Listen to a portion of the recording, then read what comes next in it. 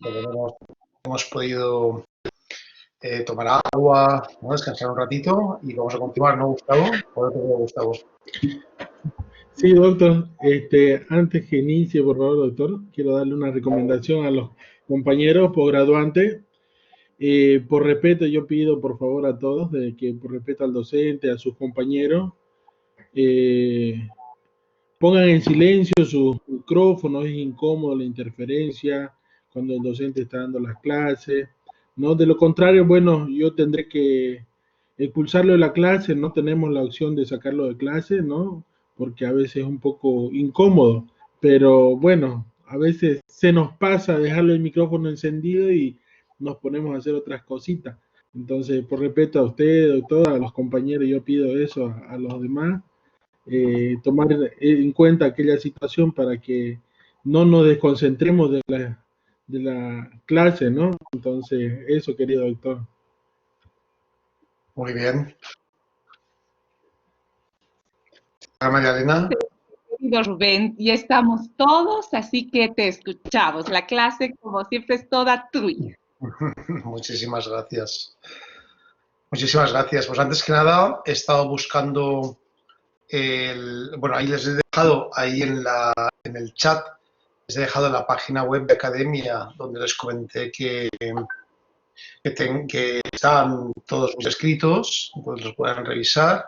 Y luego también les he colocado en la parte final un artículo, un trabajo que se ha publicado en la revista italiana de Derecho Constitucional.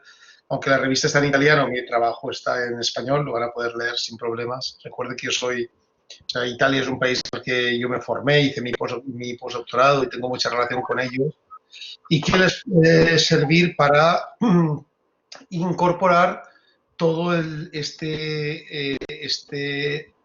aparataje argumental que hemos armado respecto a la teoría del poder constituyente. Entonces, creo que les puede gustar mucho. Es, digamos, un trabajo denso en cuanto a su profundidad teórica. Es un trabajo sobre todo teórico, pero creo que les puede ayudar para que muchas de las cosas que hemos comentado en el marco de las clases, para que las puedan revisar y podamos hablar de ellas de cara a la semana que viene. Entonces, simplemente eso era respecto a algún material más de lectura. Recuerden que este tipo de maestrías, como si hacen un doctorado, al final se trata de leer mucho. Leer mucho. Entonces son trabajos, son momentos en los que tienen ustedes que leer. No es suficiente con que escuchen, tienen que leer. Leer y escribir. En el doctorado, la maestría es más leer y menos escribir. El doctorado es leer y escribir mucho. Entonces es importante que vayan ya cogiendo la carrerilla, ¿no? Bien, pues yo creo que vamos a continuar con la clase y vamos a hablar del siguiente elemento que, en relación con lo que hemos comentado hasta ahora, como ven, todos los argumentos están perfilados de forma que están conectados unos con otros, y vamos a entrar ya a uno de mis temas preferidos, también por la profundidad del análisis que yo creo que tiene, que es el concepto de Estado liberal conservador y lo que llamamos la Constitución nominal, ¿no? Es decir, lo que llamamos el nominalismo. Entonces, aquí sí quiero plantearles aquí está, una diapositiva.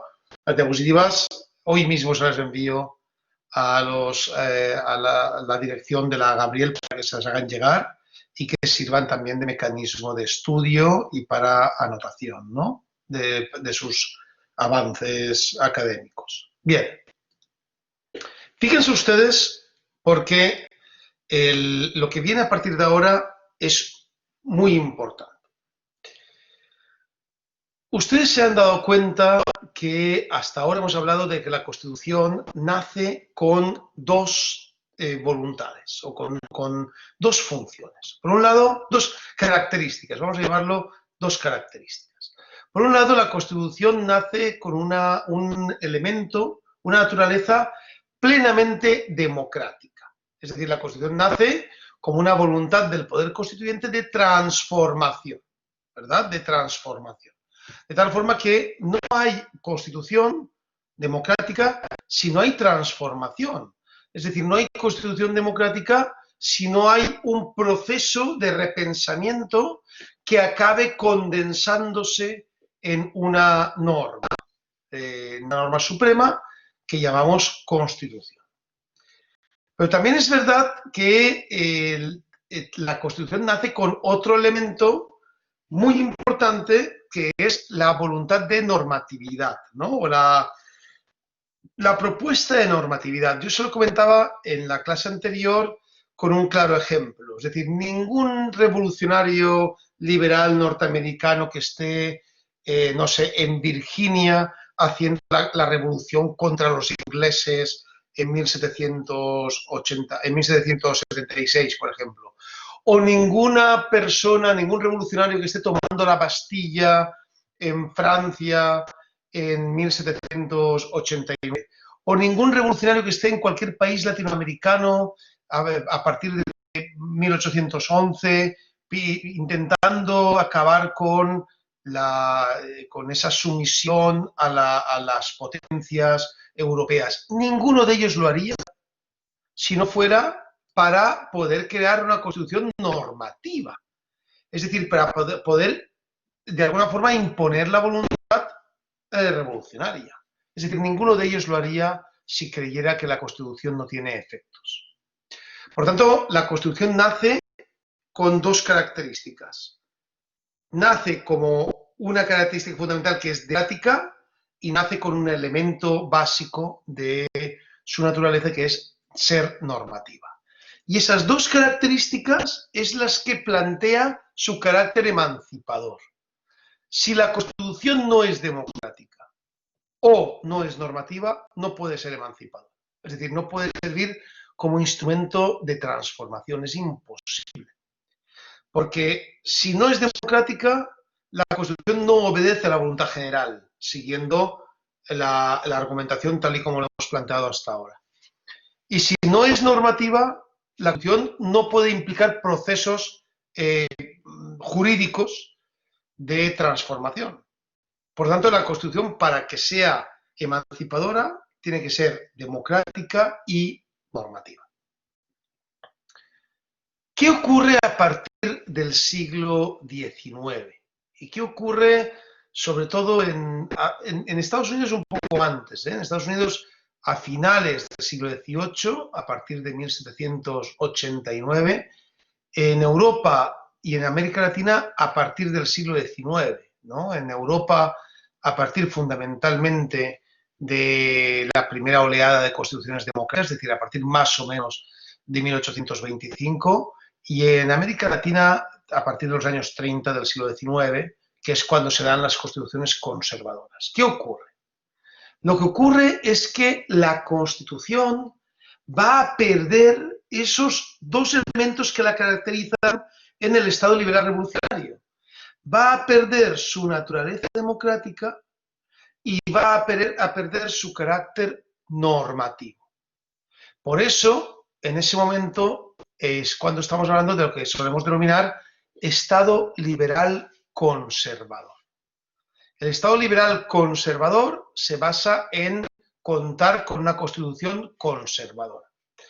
Cuando hablamos de Constitución conservadora, no lo estamos haciendo, o de Estado liberal conservador, no utilizamos el concepto conservador como se suele utilizar en ciencia política para plantear, por ejemplo, ideologías o opciones partidistas. No.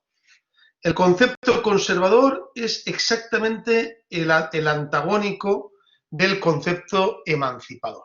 Es decir, saben ustedes que los motores de cambio o son emancipadores, es decir, o hay cambio, o son conservadores, no hay cambio.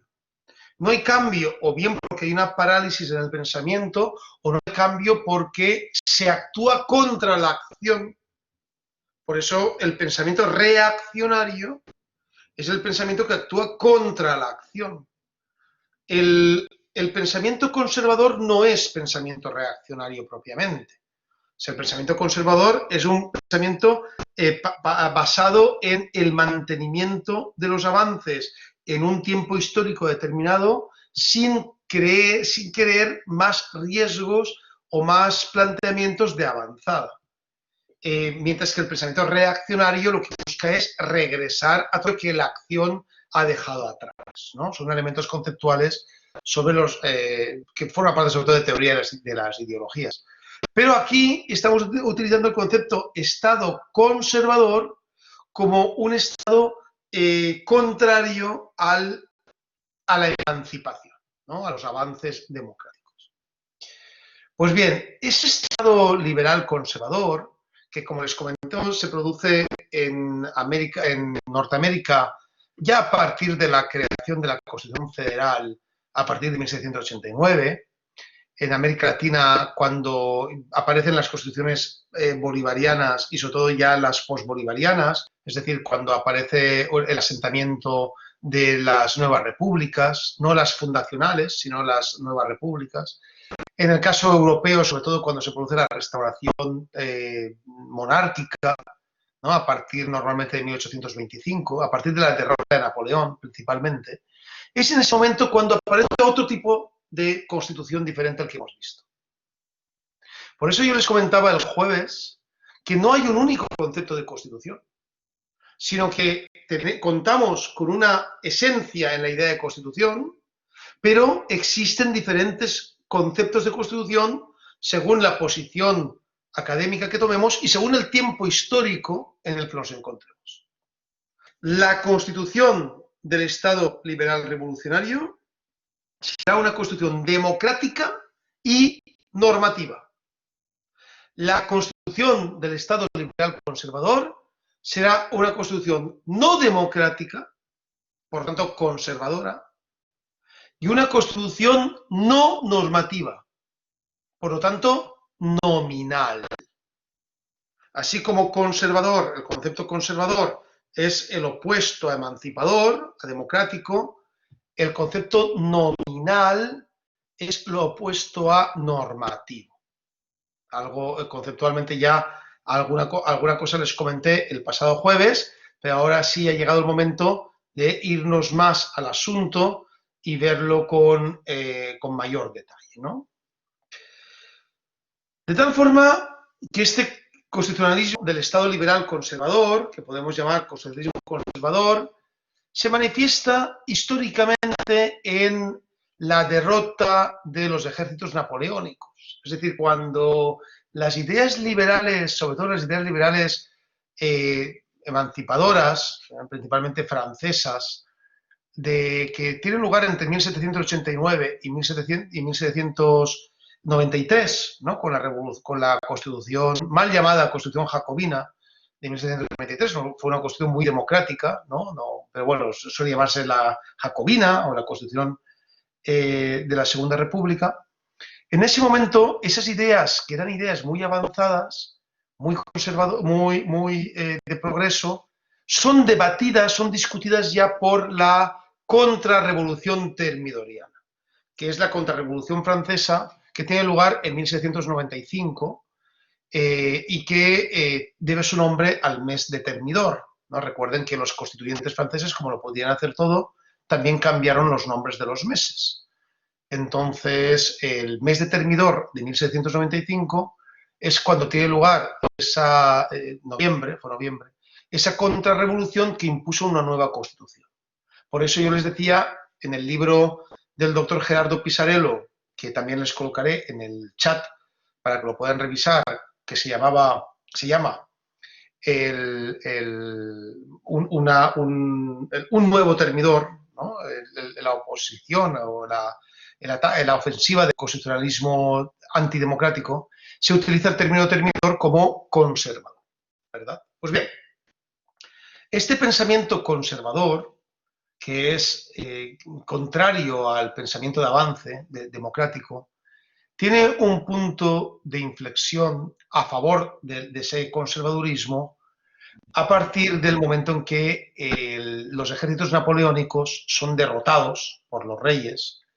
Y en ese momento se produce algo muy interesante. Se produce una alianza, ¿no? Una alianza entre el rey y las burguesías más conservadoras, cuyo objetivo era derrotar al pensamiento emancipador. Es decir, el rey, los reyes, se dan cuenta de que ya no pueden ser reyes absolutos. Su momento histórico como reyes absolutos ya lo perdieron, ya pasó. Algunos reyes, como en el caso español, continuaron siendo reyes absolutos, ¿eh? Es decir, en el caso español, por ejemplo, reyes absolutos continuaron siendo hasta, porque regresa cuando se produce la Revolución Liberal Española y son derrotados los franceses, el rey Borbón, Fernando VII, regresa y traiciona a la Asamblea Constituyente e impone de nuevo una monarquía absoluta, ¿no? Fue lo que se llamó los 10 años, ¿no? La década del despotismo del rey, ¿no? Una década nefasta, en el cual el rey continúa aplicando las mismas decisiones que se tomaban cuando era rey absoluto. De hecho, mandó perseguir a los constituyentes, a los liberales. Muchos de ellos tuvieron que huir hacia América Latina, muchos de ellos huyeron hacia América Latina y apoyaron, de hecho, los procesos emancipadores latinoamericanos. Entonces, por ejemplo, en España, hasta 1834, es decir, hasta que no fallece Fernando VII y aparece lo que se llamó la regencia de su esposa María Cristina, mientras su hija era menor de edad, la niña Isabel, hasta que eso no ocurre, continúa habiendo monarquías absolutas. En Francia se intenta de nuevo regresar a una monarquía absoluta. En Rusia hubo la Rusia de los zares, hubo una monarquía absoluta durante todo el siglo XIX y buena parte del siglo XX, ¿no? 17 años del siglo XX. Hasta 1917, cuando no llega la revolución bolchevique, hasta entonces prácticamente existía en Rusia una monarquía absoluta. Pero esto no fue lo normal. Lo normal fue que se avanzara hacia una negociación de la burguesía más conservadora con el rey. Y esa negociación se basaba en dos elementos. En primer lugar, una nueva posición de la burguesía en el marco del gobierno. Esa burguesía que negociaba con el rey en el marco del gobierno, lo que hacía era desplazar a la aristocracia, que hasta ese momento, había sido la protagonista en los gobiernos monárquicos, se desplaza a la aristocracia y entra la monarquía a gobernar, a decidir, entra la burguesía a gobernar, a decidir, y se crean gobiernos burgueses, por supuesto, a decidir de acuerdo con sus intereses burgueses. No en balde, el siglo XIX se conoce como el siglo del Estado burgués, ¿no? El Estado burgués de derechos. Y el rey renuncia a ser un poder absoluto y es cuando damos paso a algo que los ingleses conocían desde hace mucho tiempo, que es las monarquías limitadas, ¿no? Las monarquías limitadas. De tal forma que el rey está limitado, ¿no? Limitado por la Constitución. Ahora vamos a hablar justamente de eso. Entonces pasamos de unos gobiernos aristocráticos a unos gobiernos burgueses y de un rey absoluto a un rey limitado. En Estados Unidos no es exactamente así porque no hay rey. Por tanto, las negociaciones en Estados Unidos se producen a través de los mecanismos de conciliación de élites. Es decir, son las élites de esa nueva burguesía que se crea en Estados Unidos a través después de la independencia, la que asume un papel de conciliación, ¿no? Un pacto, y empiezan a construir un Estado propio del tipo de burguesía elitista que finalmente acaba controlando el país, ¿no? Entonces, a partir de ahí es como se produce la famosa Constitución de 1789, que es la Constitución Federal, yo hablé ayer de ella. En esa Constitución Federal ya no hay un proceso constituyente democrático que cree una Constitución democrática. Lo que hay es una convención formada por los estados, se crea una Constitución que en su origen no nace como Constitución, nace como tratado internacional, de hecho. Porque cuando se termina la guerra contra Inglaterra, los norteamericanos deciden qué hacemos con nuestro tratado internacional, que se llamaba los Artículos de la Confederación de 1777. Entonces empieza todo un proceso de pacto entre los diferentes estados para las excolonias, para crear un documento, que es un documento que se llamará finalmente Constitución Federal. De hecho, hay un gran debate en Estados Unidos entre las posiciones más democráticas, Jefferson, por ejemplo, y lo que se llamó los federalistas, ¿no? Las posiciones federalistas menos democráticas, como fue el caso de Jay o el caso de Madison. Entonces, en ese debate entre federalistas y antifederalistas, acaban ganando los federalistas y acaba incorporándose una constitución federal no democrática. Todo el siglo XIX norteamericano, de hecho, es un siglo basado en la idea de que los procesos democráticos tienen que quedar relegados y tiene que ir desapareciendo el derecho a tener una constitución, que era un derecho que en Estados Unidos había aparecido desde antes de las guerras de emancipación. Y ya a finales del siglo XIX se dan procesos tan importantes, democráticos tan importantes, que luchan contra este Estado burgués, tanto en Francia como en Estados Unidos. En Francia, la famosa Comuna de París, por ejemplo, es una reacción al Estado burgués francés. En Estados Unidos se producen muchos procesos, hay un proceso muy conocido que ahora mismo estamos traduciendo con unos colegas en la demanda de Hallett sobre el derecho del pueblo de Rhode Island a tener una constitución. Va a ser un libro espectacular que saldrá a final de año, es la traducción de Hallett, de los argumentos de Hallett sobre el derecho a tener una constitución. En América Latina ocurre algo muy parecido a lo que ocurre en Estados Unidos. En América Latina desaparecen los procesos democráticos y aparece un pacto de élites creado en constituciones no democráticas, ¿no? Ese pacto de élites se basa sobre todo en la voluntad de determinadas personas, ¿no? Hay una especie de reparto de influencias.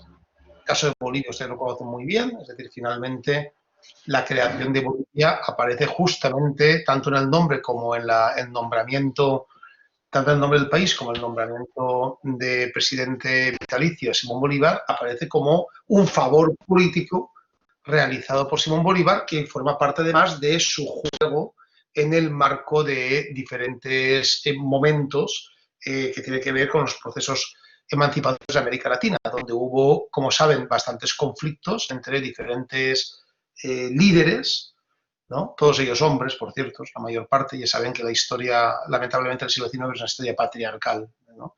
Hay muchas mujeres muy importantes, pero la historia las ha mantenido relegadas, ¿no? En ese sentido. Pero lo cierto es que en el caso latinoamericano pues se ve claramente, ¿no? Se ve claramente con el conflicto entre Bolívar y Santander, ¿no? En el caso de la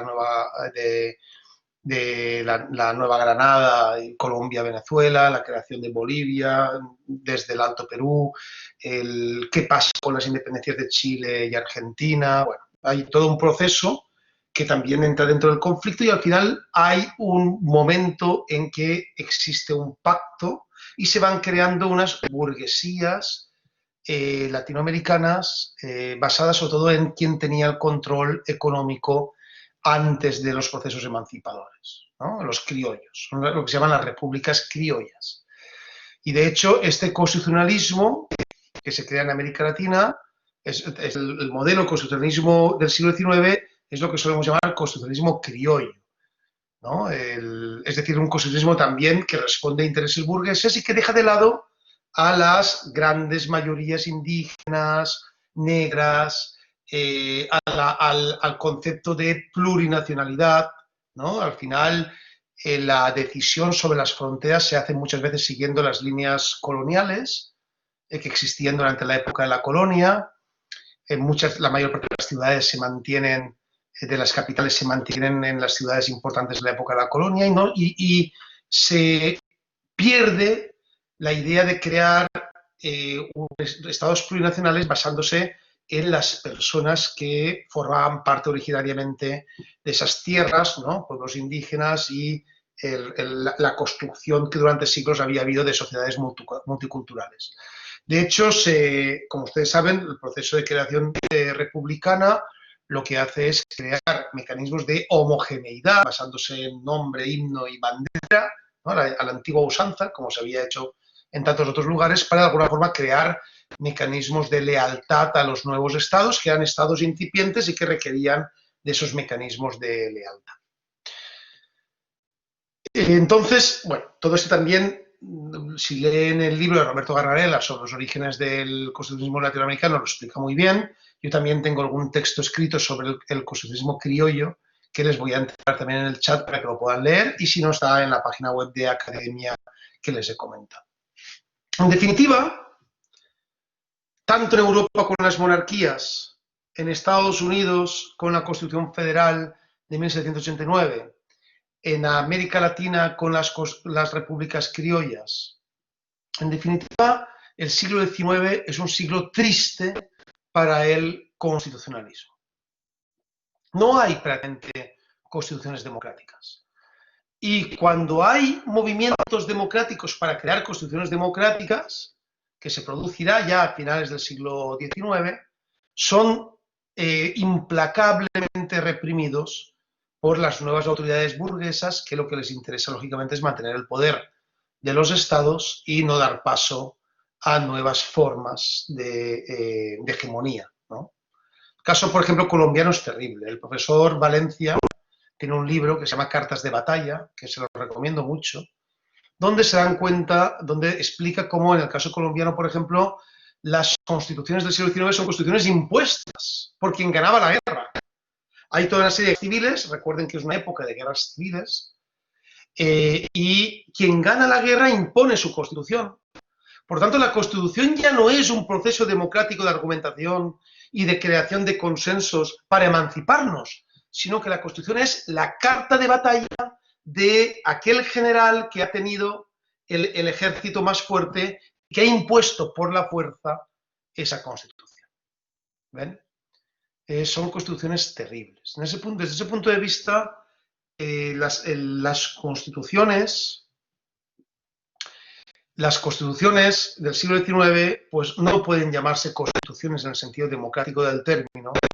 Son documentos que en algunos casos ni siquiera se aplicaban, como ahora veremos, y en otros casos simplemente sirvieron como carta de batalla, ¿no? Aún así es muy interesante estudiarlos, ¿no? Si ustedes ven, por ejemplo, en su caso, el caso boliviano, les recomiendo la Biblioteca Valenciana. Saben ustedes que en la Gabriel, la Universidad Autónoma de Gabriel René Moreno, desde hace muchos años, hace ya más de 20 años, la Universidad de Valencia creó una biblioteca, o sea, la Biblioteca Valenciana, que en su momento, yo creo que ahora mismo todavía es la mejor biblioteca del país, en derecho, la mejor. Porque se creó en su momento, hace mucho tiempo, se hizo un esfuerzo muy grande, se trajeron un cargamento de libros muy interesante, muy importante, y cada X tiempo estamos renovándolo. De hecho, estamos en noviembre, diciembre, me comentó el doctor Jofre, que me estaba ayudando en ese tema, y ya enviamos llegó el último cargamento de libros que estaban catalogándolo. Entonces, son libros que les va a servir mucho para su maestría y para sus doctorados. Y se lo decía porque en el marco de esa biblioteca salió publicado hace un par de años, pues yo al menos me regalaron el ejemplar hace un par de años, una recopilación que hizo la bibliotecaria de todas las constituciones bolivianas, desde la primera hasta la última, con todas sus modificaciones. Entonces tipearon, porque había muchas constituciones que solo las tenían en documento, ¿no? Tipearon en la biblioteca las constituciones y ahora mismo en la misma biblioteca, en la Gabriel, pueden ustedes consultar todas las constituciones bolivianas y sobre todo pueden comprar que les impriman un ejemplar, ¿no?, de las constituciones. Hablen con la bibliotecaria, que es una persona muy disponible a este tipo de cuestiones, y les recomiendo mucho que tengan ese ejemplar en su casa, porque les servirá mucho para este tipo de análisis históricos como el que les estoy comentando, ¿verdad? Eso es importante. Por ejemplo, van a ver algo fundamental. Van a ver, por ejemplo, cómo hay veces que se habla, en constituciones más democráticas, se habla de que el pueblo actúa siempre directamente, y en constituciones menos democráticas dice que la soberanía estará representada. ¿Ven? Ahí hay un concepto de representación de la soberanía que es más conservador, que es menos democrático. Acérquense por la biblioteca, es muy importante que la conozcan, el personal de la biblioteca está siempre a su disposición y consíganse un ejemplar de las constituciones históricas bolivianas porque realmente les va a interesar mucho, es un trabajo que hicieron con mucha conciencia y mucha labor y creo que es bueno que lo aprovechemos. Bien, entonces en este marco, como les comentaba, el siglo XIX es un siglo triste para el derecho constitucional y es en ese momento cuando aparece ese Estado liberal conservador que tiene como protagonista a eso que llamamos constitucionalismo liberal conservador. ¿Verdad? Que les voy a ver dónde lo... Aquí está. Este es. ¿En qué? Ya les he explicado la parte correspondiente, aquí comenta, creo que comenta efectivamente, toda Susana es la bibliotecaria, vayan de mi parte, esta persona que yo quiero mucho, y ella también me tiene mucho aprecio, ha sido alumna mía, entonces efectivamente, como dice el doctor Franz Gutiérrez, la doctora Susana tiene ejemplares de esta compilación que les puede ofrecer. Bien, toda esta explicación es una explicación histórica, pero yo lo que a mí me interesa, además de la explicación histórica, es la explicación argumentativa. Es decir, qué cambios se producen en la Constitución, qué argumentan su paso a ser una Constitución nominal, ¿no? A ser una Constitución no normativa.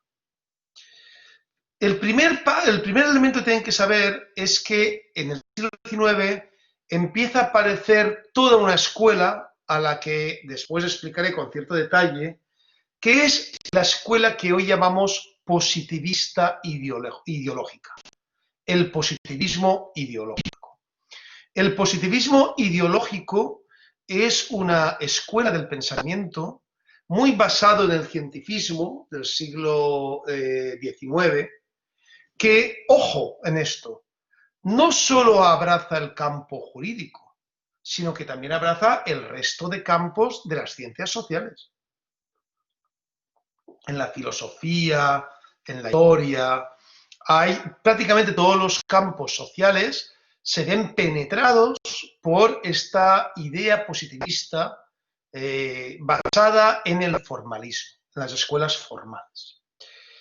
Recuerden que estas escuelas positivistas, ahora hablaremos un poco de ellas, tienen como mandamiento el hecho que solo existe lo formal, es decir, solo existe la forma. Desde ese punto de vista, son escuelas acríticas, en el sentido que en el marco del derecho entienden que la función del abogado, la función del jurista, no es una función crítica del contenido.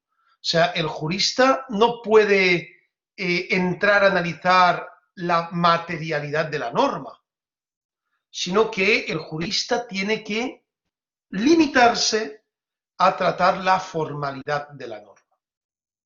Y aparece aquí una distinción terrible entre constitución formal y constitución material, ¿no? Que luego será el fundamento de la crítica de Lassalle, cuando Ferdinand Lassalle critica justamente la constitución burguesa, este constitucionalismo burgués. La constitución formal sería el texto, las letras, las palabras, los artículos, ¿no? Los títulos, y ese va a ser el núcleo de atención de los juristas positivistas, ¿no? La constitución formal. La constitución material, que implica los elementos materiales, es decir, los elementos que tienen que ver con la naturaleza real de la Constitución, si es democrática, si es emancipadora, si es normativa, si garantiza derechos, si sus contenidos son adecuados, eso es algo en los cuales los positivistas, los juristas positivistas no entran. No les interesa entrar y no van a entrar. Es muy importante esta distinción entre constitución formal y constitución material porque va a ser el fundamento del nominalismo, que recuerden que es el otro elemento importante en nuestro programa, ¿no? Nuestro programa se llama así, normatividad y nominalismo. Y recuerden que es una distinción artificial. Nadie en el constitucionalismo liberal revolucionario, es decir, nadie cuando salen las constituciones liberales revolucionarias, nadie es capaz de diferenciar entre constitución formal y constitución material. Nadie. Al contrario, ningún revolucionario liberal de finales del siglo XVIII, principios del siglo XIX, diría que la forma y la materia son diferentes. Diría, es lo mismo. Si yo digo que la soberanía reside en el pueblo, escribo la soberanía reside en el pueblo y eso implica que la soberanía reside en el pueblo. O sea, forma y materia es lo mismo. Pero cuando la burguesía, los estados burgueses, se apropian del concepto constitución, ahí es donde se produce a través de las escuelas positivistas ideológicas esa distinción entre constitución formal y constitución material, que es una constitución terrible, es una diferencia terrible. Porque a partir de esa distinción, fíjense ustedes lo que les voy a comentar ahora, a partir de esa distinción, cualquier cosa que se escriba va a existir por el hecho de ser escrita, con independencia de si es posible o no es posible, o si es adecuada o no es adecuada.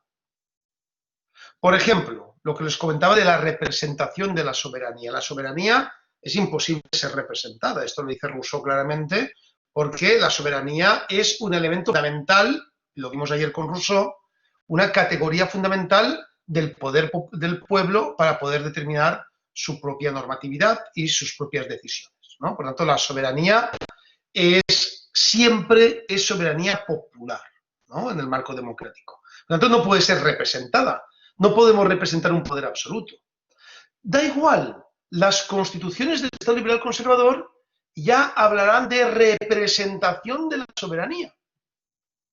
Y aunque no pueda ser representada, ellos justificarán que los parlamentos sean parlamentos burgueses, es decir, que no haya minorías, que no haya mujeres, que no haya pueblos indígenas representados, diciendo que ellos son los representantes del pueblo. ¿Ven? Son ideas simplificadas que hacen mucho daño en el sentido que no respetan una materialidad. Y en eso se basa esta distinción entre constitución formal y constitución material a la que hacía referencia. En este marco de distinción entre constitución formal y constitución material, las escuelas positivistas incorporan tres elementos que son básicos para conocer la manera argumentada como defendían esta nueva forma conservadora de Constitución. Un primer elemento que es el nominalismo de los principios. Tomen nota porque esto es muy importante, el nominalismo de los principios nominales.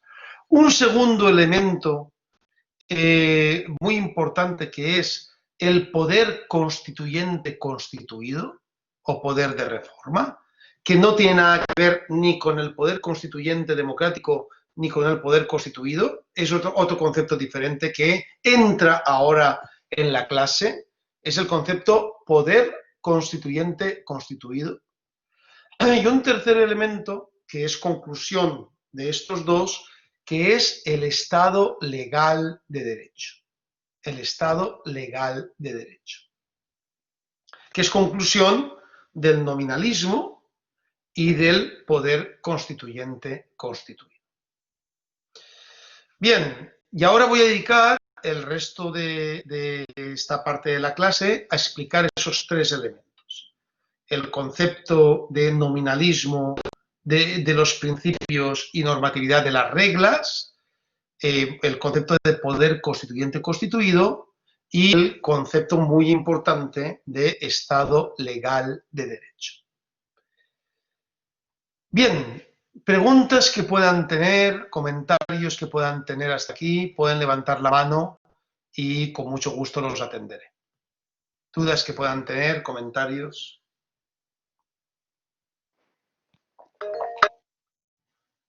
Adelante, doctora Arminda, por favor. Gracias, profesor. Yo solamente quería referirme, y de verdad que la Biblioteca Valenciana es lo mejor que tenemos.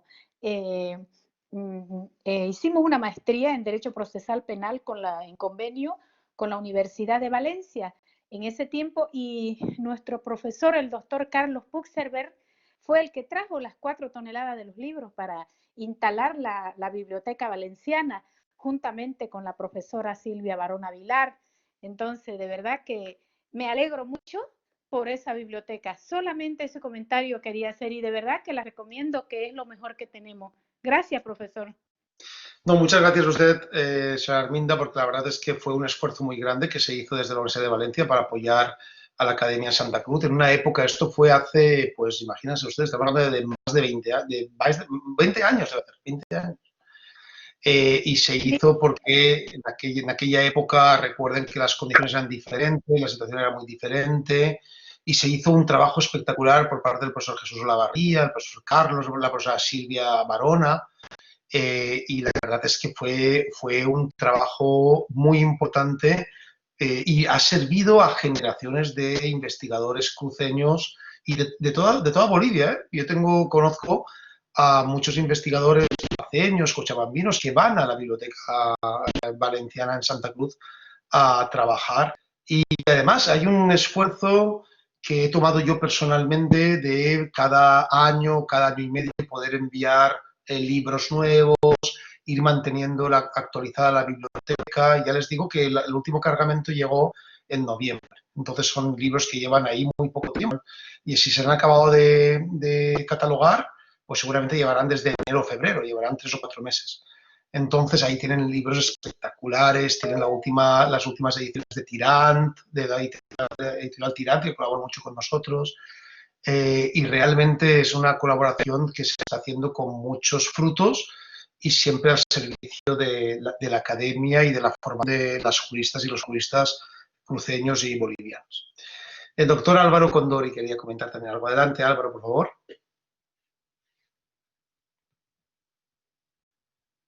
Sí, Álvaro, adelante. No sé si nos escuchas, Álvaro. Bueno, bajo la mano, y cuando tengas el micrófono la vuelves a solicitar y te la damos en ese mismo momento. Pues yo creo que... Sí, adelante, Álvaro. A ver, Álvaro Gutiérrez. Sí, por favor, Franz Álvaro, sí. No te escuchamos, no escuchamos nada. No escuchamos nada. Comenta... Ah, sí, ahora. Ahí te vemos, Franz. Adelante, por favor. Bien, doctor, muy buenos días. Bueno, buenas tardes allá en España. Adelante, Franz. Buenas tardes. Querido doctor, dentro del concepto de constitucionalismo democrático, antes que nos pasemos a otro tema, querido doctor, en las mesas de debate en la Asamblea Constituyente, de la cual su persona ha asistido como asesor conjuntamente con nuestro amigo el doctor Roberto Viciano Pastor, bueno, había muchas mesas de debate, entre las cuales se discutía mucho el tema de la equidad de género en el Parlamento, y considero que democráticamente hablando se ha avanzado bastante en ese sentido, porque en la anterior gestión de gobierno ha existido bastante representación femenina en nuestro Parlamento, a tal punto de que la presidente de la Cámara de Senadores, de diputados, eran féminas, ¿no? Doctor, pues eso es como un comentario. Doctor, ¿qué importancia respecto a la participación que tienen los representantes de pueblos originarios indígenas en el espacio de la Asamblea del Tribunal Constitucional Provisional, en ese marco de la plurinacionalidad, habida consideración de que la Asamblea Constituyente, en esa igualdad, en ese término de igualdad, sostuvo de que tenía que haberse representantes en el Tribunal Constitucional que sean originarios, es decir, que sean nativos.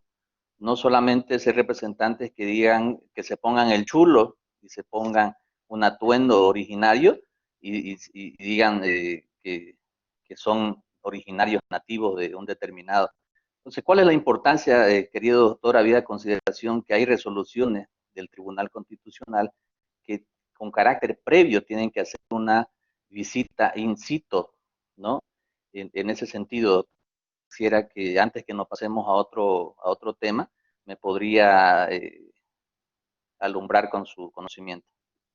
Claro que sí. No, muchas gracias por tu pregunta, querido amigo. Muy importante, lo primero, has hecho un comentario, pero no era un comentario baladí, era muy importante. Es decir, la gran revolución de la presencia de las mujeres en los órganos de representación y de gobierno bolivianos se ha dado en el marco justamente de la Asamblea Constituyente y del proceso y de la Constitución del 2009, ¿no? Entonces, ahora mismo Bolivia, de hecho, está entre los países latinoamericanos y del mundo con mayor niveles de representación de mujeres, y eso se ve en todos los ámbitos. Recuerden, son procesos de transformación que no solo afectan momentáneamente, sino que se van desarrollando, y durante los últimos más de 10 años de vigencia de la Constitución, hoy en día ya es habitual ver a mujeres en órganos de gobierno, en otros ámbitos donde antes tenían el campo cerrado, ¿no? Es decir, la misma academia, por ejemplo. Yo, la primera vez que fui a Bolivia como profesor fue hace mucho tiempo, y es que yo soy bastante mayor ya. Entonces fue hace mucho tiempo, hace ya 20 y pico años, no más de 20 años la primera vez que fui. Estuve en la Universidad Andina Simón Bolívar, en La Paz. En aquella época ni siquiera tenía la sede donde la tiene ahora, la tenía en un lugar por cerca de la Plaza España, un lugar, digamos, bastante más diferente, ¿no? Y yo me acuerdo que en los programas de maestría no había ni una sola mujer. Yo no conocía mujeres profesoras bolivianas, y ahora hay un montón de mujeres, la profesora Gabriela Sauma, que estuvo aquí, la profesora María Elena Tart, hay un montón de mujeres ahora que están avanzando académicamente, hay un montón de mujeres que están avanzando políticamente. El gran avance que ha habido en el marco en el poder judicial, en los ámbitos de representación del gobierno, las ministras, así es espectacular. Ahora mismo, por ejemplo, tienen ustedes una presidenta mujer. Por primera vez, ¿no? Entiendo, en en la historia boliviana seguramente. Entonces, ese tipo de planteamientos son muy importantes. Luego, respecto a la segunda cuestión que comentabas, estimado Franz, pues por supuesto que fue un tema que tuvo muchísimo debate en la Asamblea Constituyente.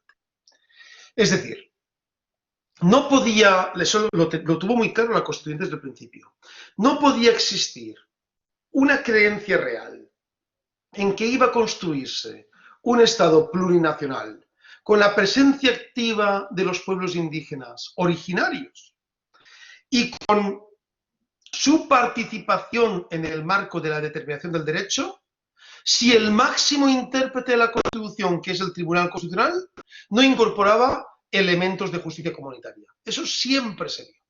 Porque saben ustedes que en la historia jurídica boliviana y de la mayor parte de países latinoamericanos, la justicia originaria ha estado sometida a la justicia ordinaria. Sometida. Justamente tiene que ver con esa construcción de las repúblicas criollas, basada sobre todo en los antiguos criollos, en gente blanca, formada, y que tenían unos intereses diferentes a los que podían tener los pueblos indígenas originarios. Entonces, cuando se construyen esas repúblicas criollas, se niega la presencia de una plurinacionalidad con base en una homogeneidad de todo el derecho, que era el derecho que ellos mismos controlaban, que controlaban las élites blancas. Desde ese punto de vista, cuando aparece una refundación del Estado como la que tuvo lugar en el proceso constituyente, hubo dos elementos determinantes y que solo ellos hablan de por sí de la refundación del Estado. En primer lugar, la presencia de autonomías departamentales, es decir, el reconocimiento de la realidad plurinacional departamental en el marco de la construcción boliviana y la otorgación de autonomía en el marco de esos departamentos, ¿no? Santa Cruz es un ejemplo muy claro al respecto. Era impensable, era imposible con la Constitución anterior avanzar hacia los niveles de descentralización a los que se ha avanzado, y en segundo lugar, la construcción plurinacional basada en las autonomías indígenas y en la construcción de un tribunal constitucional que asumiera los principios de la justicia indígena originaria y campesina. Por eso, la Constitución, como ustedes saben perfectamente, incorpora las dos justicias al mismo nivel, la justicia ordinaria y la justicia originaria, y une las dos justicias en el marco del Tribunal Constitucional y de la propia Constitución. Ojo, eso es muy importante, porque hay algunos autores que lo han criticado desde mi punto de vista de manera, yo creo que, digamos, poco acertada, ¿no?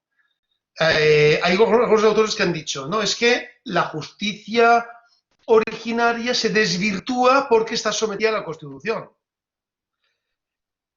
Eso no es verdad en el sentido de que es la Constitución la que otorga legitimidad a la justicia originaria para poder actuar en el marco del Estado de Derecho. Si la Constitución no otorgara esa legitimidad, la justicia originaria podría continuar actuando. De hecho, durante 200 años de historia republicana ha continuado actuando en los lugares, sobre todo, donde no llegaba el Estado, pero no lo haría legítimamente en un marco constitucional. Lo haría legítimamente en su marco sociológico. Lo que está haciendo la Constitución es dotar de un paraguas de legitimidad a la justicia originaria, y eso es espectacular, porque toca al mismo nivel que la justicia ordinaria, y por supuesto que tiene que estar sometida a la Constitución, porque, repito, la Constitución es la norma suprema del ordenamiento jurídico. Entonces, desde ese punto de vista, es la Constitución la que otorga legitimidad a los diferentes ámbitos, los diferentes elementos del ordenamiento jurídico. Entonces, con eso respondo, querido Franz, efectivamente, ese Tribunal Constitucional Plurinacional fue en su momento una idea espectacular. Yo creo que confío todavía mucho en su función. Lamentablemente hay veces en que funciona mejor, funciona peor, toma algunas decisiones mejor, que nos gustan más, nos gustan menos. En ese sentido tenemos que ser críticos, lógicamente. Una cosa es el acierto en la conformación del Tribunal Constitucional Plurinacional, y otra cosa diferente es cómo ha actuado en determinados ámbitos o en determinados momentos ese Tribunal Constitucional. Son dos niveles de análisis diferentes. Muchas gracias, querido amigo. Muchas gracias. Muchísimas gracias a usted, mi estimado y querido doctor. Estaremos atentos al conversatorio del día lunes de las mujeres latinoamericanas, las mujeres constitucionalistas latinoamericanas, que hemos sido, dicho sea de paso, muy bien representadas con la doctora Tar y también con la doctora Gabriela Sauma. Un saludo, querido doctor. Una maravilla, querido amigo, porque además yo tengo el honor de ser el único hombre que ha sido invitado a ese coloquio de mujeres constitucionalistas, y eso me honra muchísimo, no saben cuánto. Muchas gracias, querido Franz. Comenta Shirley que no es la primera presidenta mujer, que tuvimos otra, Lidia Guiller Tejada. Esa parte de la historia boliviana no me la conozco, pero enhorabuena por eso, porque no es fácil haber tenido mujeres al mando, y eso me alegra mucho.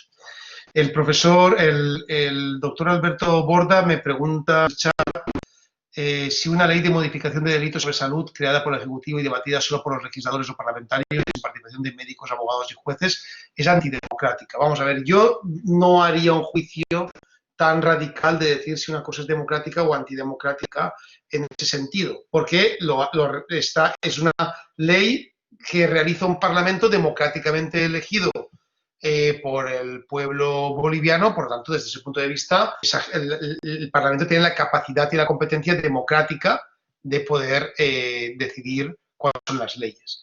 Lo que sí entiendo es que un Parlamento no puede estar de espaldas a la población.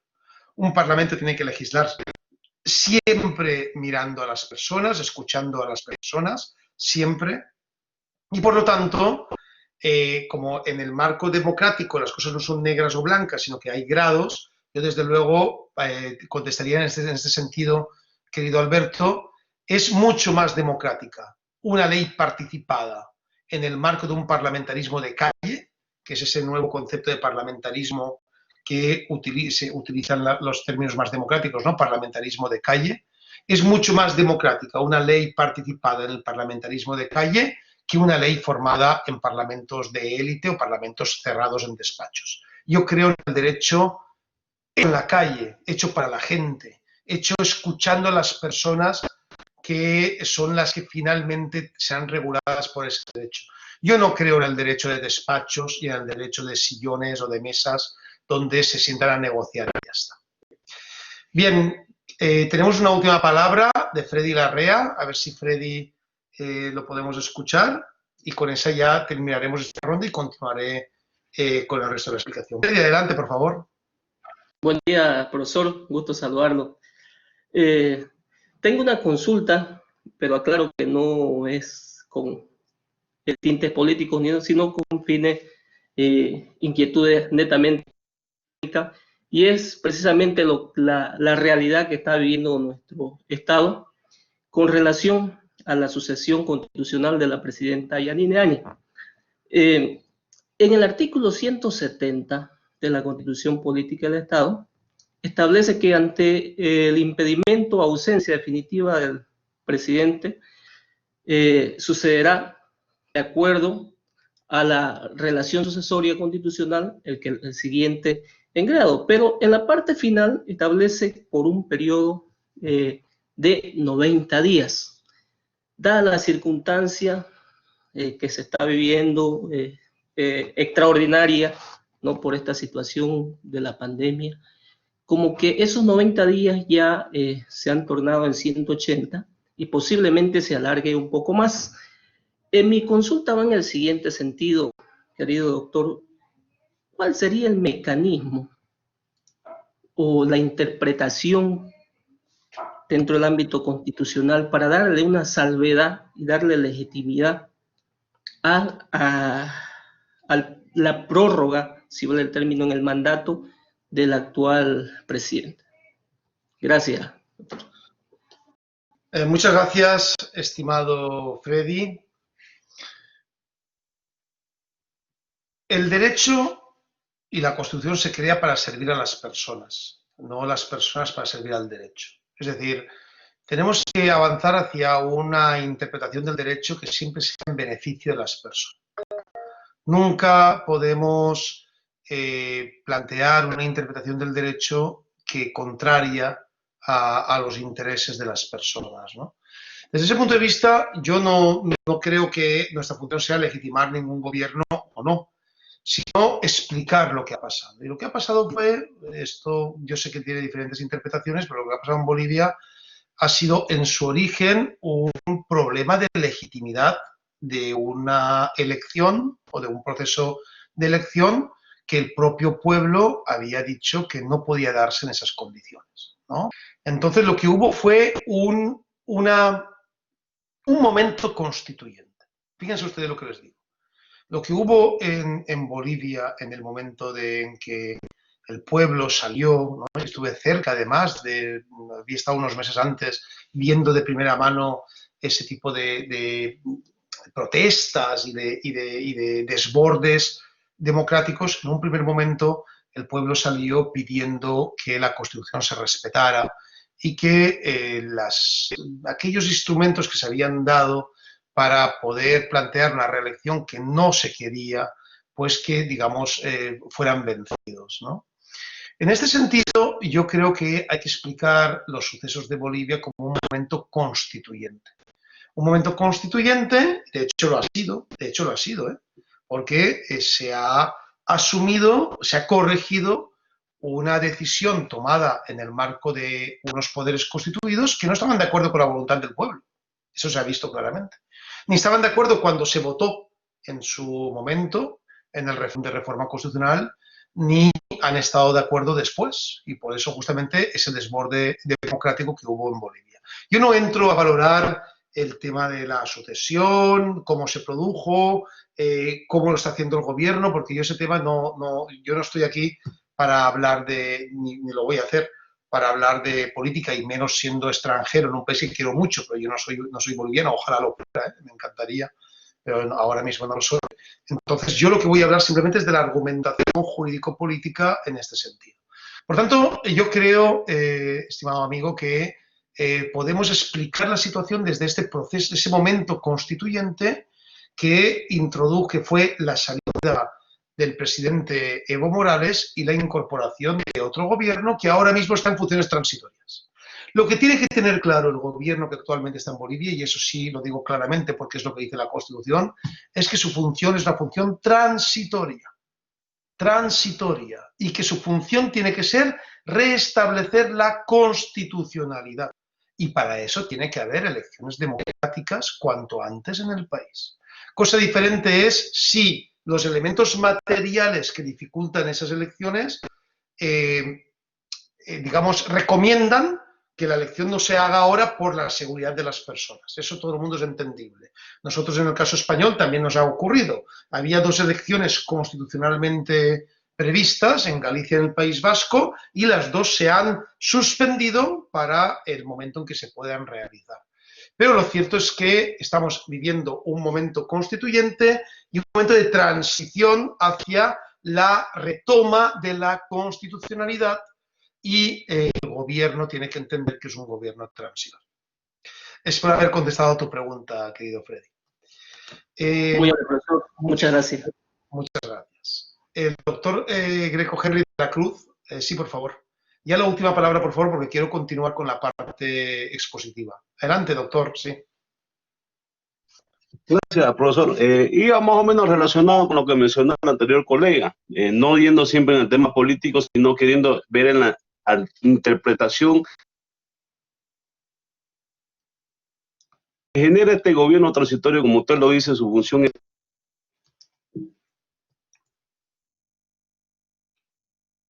Le perdemos, doctor. Doctor, le perdemos. Creo que hay una mala conexión de internet. Hemos perdido. ¿Aló? El resto. A ver, ¿Escucha? ahora se le escucha. Adelante, doctor, por favor. Perfecto. Lo que quería dar a entender que este gobierno transitorio, que como usted decía, su función es netamente ser transitorio y llamar a unas elecciones democráticas, participativas, ha generado un montón de decretos supremos que dentro de los cuales hay algunos con el tema de la pandemia global que determina, y los asambleístas que representan ambas cámaras en la Asamblea Legislativa Provincial, con coordinación con el Tribunal Supremo Electoral, que ellos se están acogiendo a la ley, que no pueden sobrepasar lo que dice el mandato constitucional de Bolivia. Dentro de los 90 días han sugerido, ¿no?, a la Asamblea Legislativa Plurinacional de que se coordine la fecha para las nuevas elecciones. Como decía el anterior colega, son 90 días que dice nuestra Constitución. Los 90 días veneció el 3 de mayo. Entonces, si ponemos mayo, junio, julio, agosto, el 3 de agosto cumpliría los otros 90 días que estipula nuestra Constitución. Pero hay decretos supremos que lo está emitiendo el gobierno transitorio y va contradictorio a lo que dice la voluntad que ha sido emanada del pueblo soberano mediante una constitución que está establecida y vigente hoy en día. Entonces quería saber qué criterio le genera a usted en los temas doctrinarios con respecto a la aplicación de decretos supremos contradictorios a lo que emana nuestra constitución política y que, bueno, está vigente hasta la fecha, ¿no? Muchas gracias, doctor. Lo cierto es que no conozco los detalles del decreto supremo que comenta, entonces yo nunca hago alusiones a elementos que no conozco, ¿no? Eso es la forma de trabajar académica y creo que la más seria. Lo que sí le planteo el argumento que le he comentado anteriormente. Yo creo que no estamos en un momento de normalidad, estamos en un momento de excepcionalidad. Esa excepcionalidad en el caso boliviano ha ocurrido a través de la formulación consecutiva de 2 crisis. Una crisis política que ustedes conocen muy bien y que finalmente acabó en la salida del gobernante que en ese momento existía y la incorporación de un nuevo gobierno, y una crisis sanitaria que tiene que ver con la aparición del coronavirus, y por lo tanto tenemos que hacer los análisis en el marco de la excepcionalidad.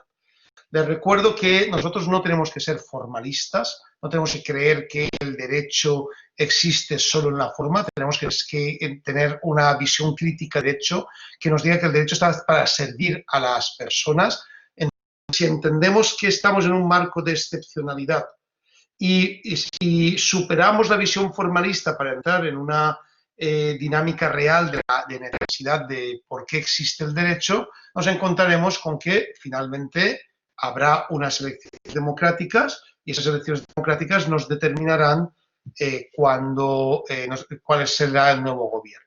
Y esas elecciones democráticas tendrán lugar en el momento en que tengan que ser materialmente posible, en que puedan ser materialmente posible, sin que nos tenga que preocupar que sea un día más o un día menos en cuanto a que la salud y la vida de las personas están por delante de cualquier cosa. Ahora bien, lo que me preocuparía realmente es que una vez pasados los primeros embates del coronavirus, que no hubiera una voluntad de transitoriedad en el gobierno. Eso sí me preocuparía. Sí me preocuparía si yo detectara que el gobierno tiene voluntad de permanencia, porque sería claramente anticonstitucional y eso deslegitimaría claramente al gobierno.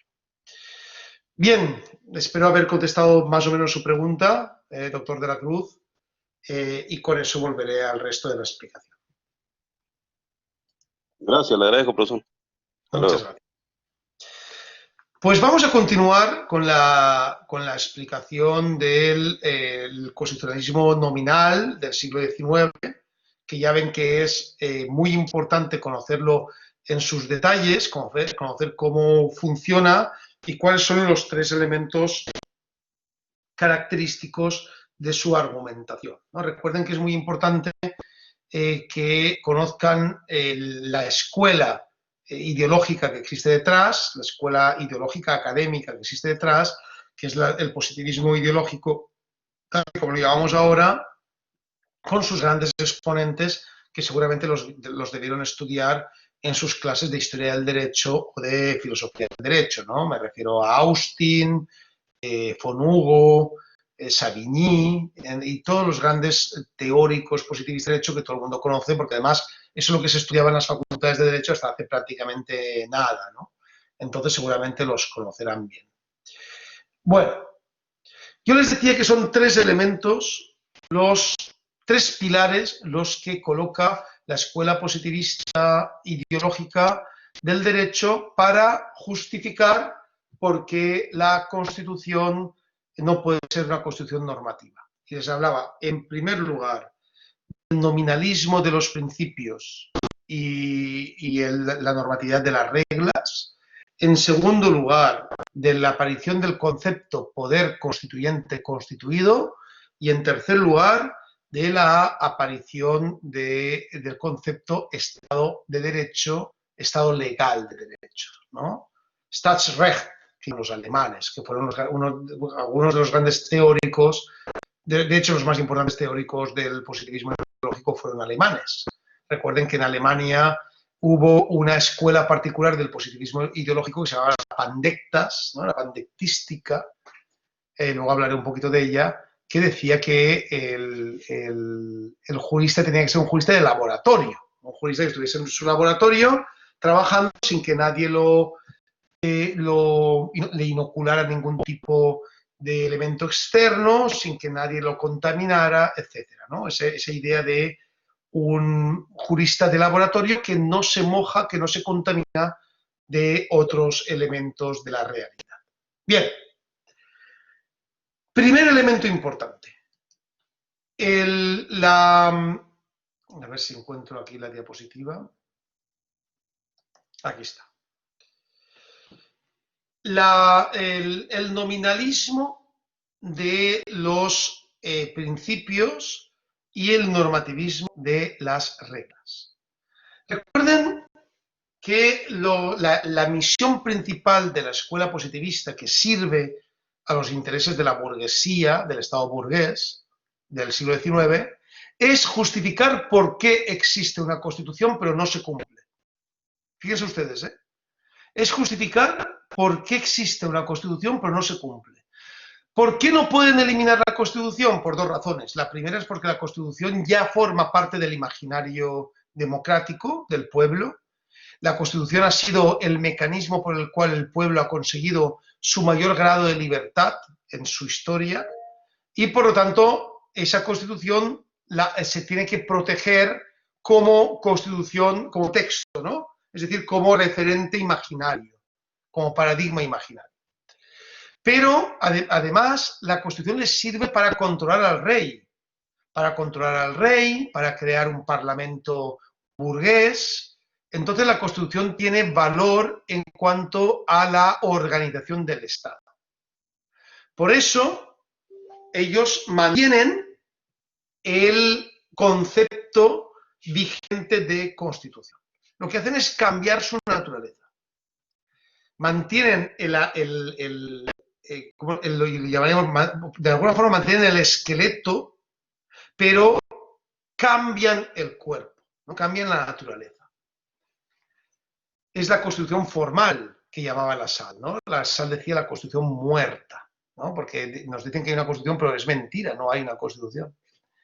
Desde ese punto de vista, lo que hacen los pensadores de la escuela ideológica, del positivismo ideológico, es diferenciar entre la categoría normativa de las reglas y la categoría nominal de los principios. Esto que les voy a decir es muy importante y tienen que prestar toda la atención.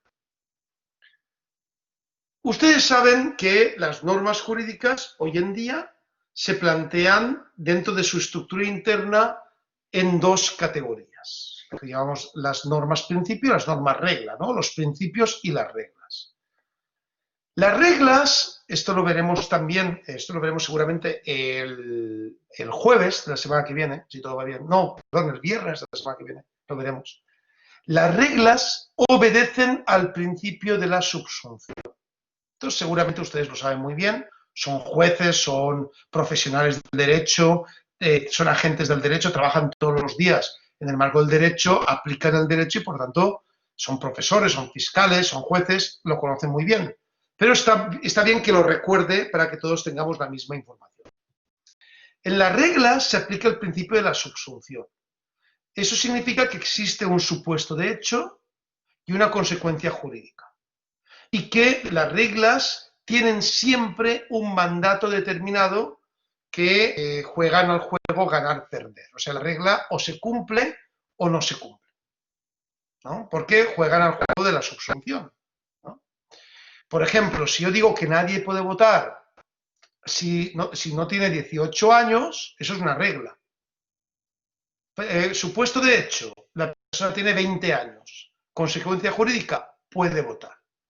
Supuesto de hecho, la persona tiene 16 años. Consecuencia jurídica, no puede votar. No hay términos intermedios. No hay términos intermedios. Si yo digo que el Parlamento está conformado por 350 personas, no puede haber 351. No hay términos intermedios. Porque las reglas juegan al juego de la subsunción. Cuando yo planteo, por ejemplo, los niveles competenciales de los departamentos, y digo los departamentos qué nivel competencial tiene, o qué órganos los conforma, o hablo de las competencias de los pueblos indígenas, son reglas. Realmente estoy hablando de reglas que juegan al juego de la subsunción. O se cumplen o no se cumplen. Los principios no juegan al juego de la subsunción. Los principios juegan al juego de la ponderación. Si yo digo todos tenemos derecho a la vida, ahí no hay un supuesto de hecho y una consecuencia jurídica, sino que lo que hay es un mandato, lo que Alexi llama, ¿no? Seguramente si lo escuchó hablar cuando fue a Santa Cruz hace año y medio, habló mucho de esto, lo que se le pudieron entender, porque realmente era complicado y la interpretación no es que fuera maravillosa, pero bueno, se le podía entender. Que fue juegan al juego de la ponderación, y Alexi llama la ponderación como un mandato de optimización. Es decir, es la búsqueda de un significado que optimiza el principio, ¿no? Si yo digo que todos tenemos derecho a la vida, estoy dando un mandato de optimización. Es decir, el Estado tiene que procurar todos los mecanismos posibles para que yo pueda tener un derecho a la vida. Pero eso implica, por ejemplo, que está prohibida la muerte digna. No lo sabemos, porque no es una regla, es un principio. ¿Eso implica que está prohibida la pena de muerte? Pues según cómo lo interpretemos. Si yo digo que está prohibida la pena de muerte, eso es una regla. Ahí no hay ningún tipo de ponderación. La regla se cumple o no se cumple. En este caso, como está prohibida la pena de muerte, hay un supuesto de hecho, una consecuencia jurídica, no se puede aplicar la pena de muerte.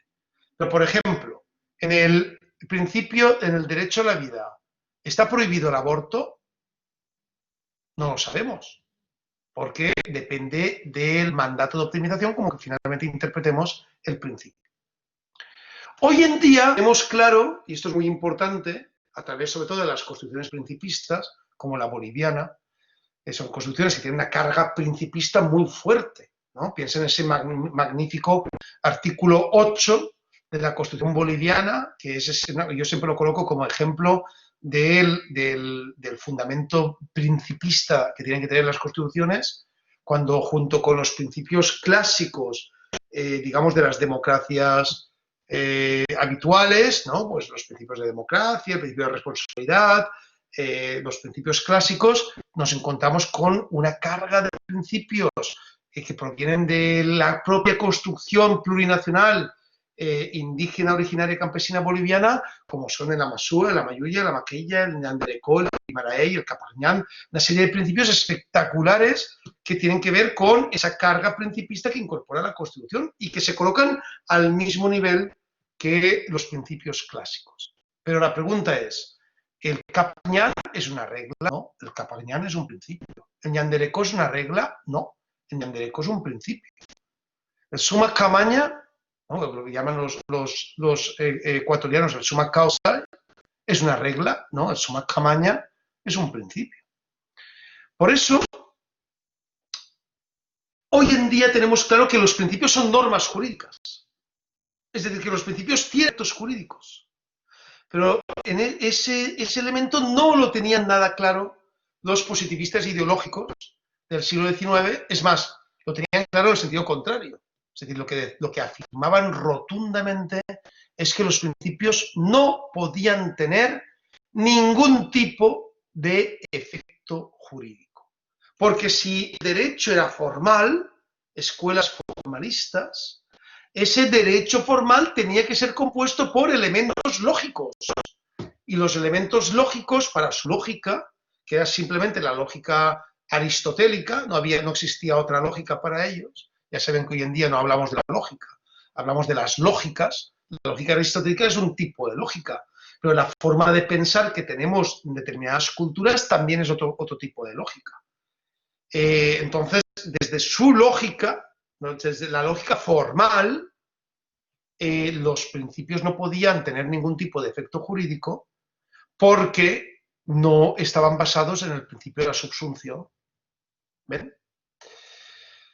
Por eso se menospreciaba toda la parte principista de la Constitución. Cosa que hoy en día es exactamente al contrario. Hoy en día utilizamos los principios para emanciparnos y para aplicar con mayor fuerza la Constitución. Aplicamos reglas y principios. En el siglo XIX no se hacía así. Las escuelas positivistas, basadas en el pensamiento lógico-cientifista, decían que los principios no podían ser normas, sino que solo podían ser normas las reglas, basadas en el silogismo propositivo, ¿no? En el silogismo de la subsunción. Este debate no, en el siglo XIX no hay debate todavía. Esta decisión se convertirá en un debate muy importante en el siglo XX. Muy importante. Cuando en el siglo XX se discute las raíces del positivismo ideológico y en plantearse una visión mucho más democrática del derecho, que hablaremos después, ¿no? Con Hermann Heller, con Joriot, con la escuela francesa, con Diverger, con García Valdés, en el caso latinoamericano, con Santiago Nino, muy importante, ¿no? En el caso latinoamericano. ¿Quién más? Lógicamente de ellos con Schment o con el propio Kelsen. Cuando se produce una revisión del positivismo ideológico, ahí es cuando aparecerá el debate más importante que ha habido sobre principios y reglas, que explicaré después, que es el debate entre Ernst Forshoff y Rudolf Schment, el debate entre Schment y Forshoff sobre principios y reglas. Es alemán, luego se lo escribiré para que lo vean, para que lo puedan deletrear, porque el alemán no es una lengua particularmente fácil, de hecho. Entonces, los dos son protagonistas de un debate espectacular sobre principios y reglas, que tiene justamente con eso, con la búsqueda de efectos jurídicos para los principios. Pero para eso tendremos que llegar al siglo XX. Todavía estamos en el siglo XIX y todavía hoy en día los principios para el positivismo ideológico, para la escuela positivista ideológica, no tienen ningún valor. No tienen ningún valor. No tienen ningún valor normativo. Tienen un valor programático, dirán las escuelas. Esto es también muy importante. Las escuelas positivistas dirán que los principios tienen un valor programático. Es decir, que los principios cuentan como un programa, ¿no? Es decir, cuando yo digo las bolivianas y los bolivianos tienen derecho a la vida, un positivista ideológico diría, bueno, sí, eso es un principio y tenemos que tender hacia ahí, tenemos que tender hacia que las bolivianas y los bolivianos tengan el derecho a la vida. Pero como no es una regla, no lo puedo aplicar en el marco del derecho. Yo no puedo ir, te dirá un positivista ideológico, ante el juez para decirte que, mire usted, es que existe en la Constitución un derecho a la vida que quiero aplicar. Porque el juez nos pregunta, ¿dónde está la ley? ¿Dónde está la regla? ¿No? ¿Dónde está la ley? ¿Dónde está la regla? Porque lo único que yo puedo aplicar como juez, te dirá, en el positivismo ideológico, lo único que te puedo aplicar como juez son reglas. Son reglas. Desde ese punto de vista, los principios quedaban menospreciados, apartados de la Constitución. Quedaban relegados del marco de la operación normativa. Por eso, en el siglo XIX, los principios son nominales o programáticos. Es decir, existen solo de nombre, existen solo como programa político desde las constituciones. ¿Cuál es la única parte de la Constitución que se aplicaba? La reglamentaria. Si yo digo, el Parlamento tendrá 2 cámaras, eso es una regla, eso sí lo aplicamos. Cada cámara tendrá 100 diputados, eso es una regla, sí lo aplicamos. Para ser diputado tienes que ser hombre propietario, es lo que decían las constituciones del siglo XIX, ¿no? Sufragio censitario. Tienes que ser hombre, tienes que ser propietario, ¿no? Porque lo que hacían la burguesía era guardarse para ella la capacidad de decisión, entonces bajo el estigma de la pobreza, diciendo, no, es que alguien que no sea propietario no conoce, no sabe, ¿no? Como si un propietario supiera mucho más que, por ejemplo, un obrero formado, pero para ellos eso no tenía ningún sentido. Entonces teníais que ser hombre propietario, ¿no? Para poder formar parte del Parlamento burgués. En el caso latinoamericano era peor, en el caso latinoamericano tenías que ser blanco, ¿no? Propietario y blanco además. Era en algunos países, como el caso chileno, fue terrible. Un día, si quieren, les hablaré del caso chileno, que es un... Ahora en Chile está viviendo un momento constituyente espectacular, que acabará en una nueva constitución este mismo año. De hecho, ya tendríamos una constitución si no fuera por el coronavirus. Yo estuve justamente hablando con compañeros de Chile que están avanzando hacia un proceso constituyente. Recuerden que Chile todavía está regentado por la constitución de Pinochet, es decir, por la constitución de la dictadura. Y la verdad es que yo me comprometí a ir a Santiago a trabajar con ellos durante un tiempo. Ahora, como estoy en funciones de gobierno, me es muy complicado. Entonces, bueno, cuando pueda, iré durante un tiempo, aunque sea muy poco tiempo, pero creo que el proceso constituyente chileno lo tienen que seguir, porque tiene mucho que ver con el marco boliviano. Es más, seguramente la solución del conflicto entre Chile y Bolivia pasa por ese proceso constituyente. Fíjense lo que les digo. Y ya veremos si el tiempo me da la razón. Pero bueno, les decía, esas reglas que son el número de diputados que tiene que tener cada cámara, las competencias que tiene que tener el rey, las personas que pueden acceder a los parlamentos, ese tipo de reglas que forman parte de lo que llamamos la parte orgánica de la Constitución, ese tipo de reglas sí tenían efectos jurídicos. Pero ¿qué ocurre? Que las constituciones, la parte más emancipadora de las constituciones no es la parte orgánica, es lo que solemos denominar la parte dogmática, es decir, la parte de los derechos. Y en la parte de los derechos, la mayor parte de las constituciones no están formadas por reglas, están formadas por principios,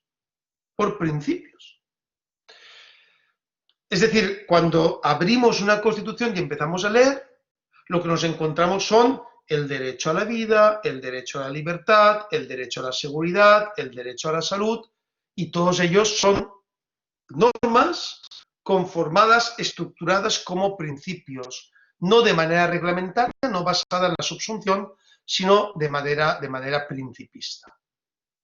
Pues bien, para los positivistas ideológicos, esos principios no tenían ningún tipo de validez en el marco de la operatividad del derecho, y para poder ser aplicados tenían que convertirse en reglas. Y aquí viene la explicación. ¿Cómo convertimos la parte principista de la acción en reglas? A través de la ley. De la ley, ¿quién hace esa ley? El Parlamento burgués. Por lo tanto, al final, la Constitución no se aplica directamente, o mejor dicho, solo se aplica directamente en la parte menos emancipadora, que es la parte reglamentaria orgánica. En la parte más emancipadora, que es la parte de los derechos, la Constitución no se puede aplicar directamente. Tenemos que tener una ley que la desarrolle. Esa ley que harán el Parlamento burgués, los componentes del Parlamento burgués, a través del instrumento de la ley, a través del instrumento legal. Y esa ley no va a poder ser controlada en el marco de un control de constitucionalidad.